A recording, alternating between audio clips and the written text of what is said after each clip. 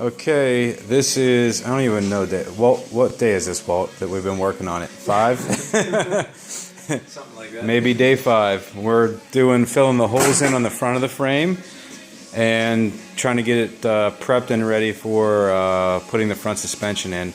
So there are about 45 holes on either side. No, literally, I counted them. There are about 45 per side. So we're slowly filling them in.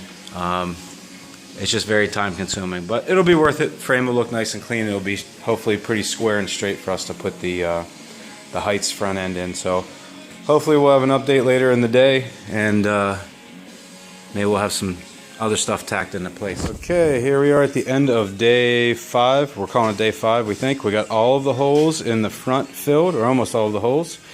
We got the frame boxed according to the instructions that came with the Heights front end, and frame rails trimmed, and we got the cross member situated and ready to go. So it's looking pretty good. Cross member is obviously just sitting on a jack right now, but it's right where it needs to go.